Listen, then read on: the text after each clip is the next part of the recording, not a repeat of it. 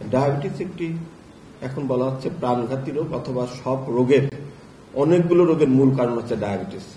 ডায়াবেটিসের কমপ্লিকেশন থেকেই কিন্তু অন্যান্য অনেকগুলো রোগের সৃষ্টি হয়। যেমন দীর্ঘদিন যদি ডায়াবেটিস অনিয়ন্ত্রিত থাকে, তার ব্রেনের সমস্যা হতে পারে, তার কিডনির সমস্যা হতে পারে, শরীরের যে মেটাবলিক রাসায়নিক বিক্রিয়া সেগুলো ব্যাহত হতে পারে, এবং এরকম হাজারো কমপ্লিকেশন আছে ডায়াবেটিস যদি আমরা নিয়ন্ত্রণ করতে না পারি।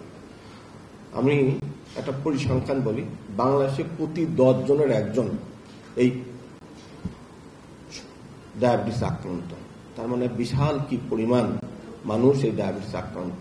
তার চিকিৎসার সঠিক তার শর্করার মাত্রা বা ব্লাড সুগারের যে মাত্রা কত সেটা আসলে আমাদের জানাটা খুবই গুরুত্বপূর্ণ।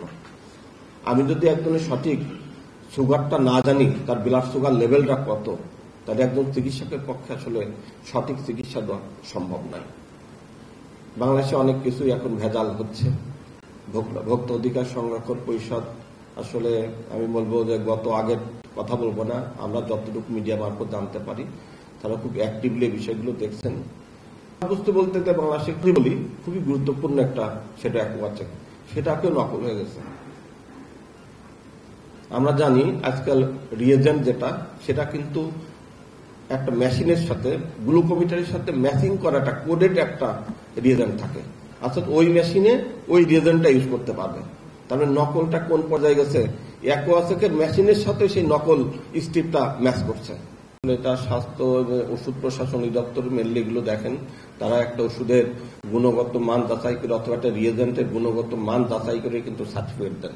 আমরা চিকিৎসকরা সেটা ইউজ করি, এবং আমি যে ডিপার্টমেন্টে চাকরি করি স্বাস্থ্য অধিদপ্তরের, আমাদের অসংক্রামক ব্যাধি যে বিভাগটা আছে, নন কমিউনিকেবল ডিজিজ কন্ট্রোল প্রোগ্রামের আমি ডেপুটি ডাইরেক্টর প্রোগ্রাম ম্যানেজার হিসেবে আছি। এর আগে আমি নরসিংদী জেলাতে সিভিল সার্জন হিসাবে 4 বছর চাকরি করেছি। আসলে আমরা এগুলো জানি। তা ভোক্তা অধিকারের আমি বলবো যে আইনটা আরো কঠিনভাবে প্রয়োগ করা উচিত। এই যে আমাদের বিভিন্ন, শুধু এই ডায়াবেটিস না, অন্যান্য সমস্ত পরীক্ষার যে বিষয়গুলো, সেগুলো সঠিক গুণগত মান বজায় রেখেই করা হয়, সেগুলো আমি আশা করি এই ভোক্তা অধিকারটা দেখবে। কারণ আমাদের দুর্নাম যেটা, যে আমাদের দেশে পরীক্ষার মান ভালো না, পার্শ্ববর্তী দেশের পরীক্ষার মান ভালো, এখান থেকে আমাদের উঠে আসতে হবে। আমি চিকিৎসক হিসাবেও বলছি যে এখানে এর সাথে যারাই জড়িত তাদের সঠিক বিচার করতে হবে। আমরা সঠিক একটা পরীক্ষা চাই, সঠিক মানের একটা পরীক্ষা চাই।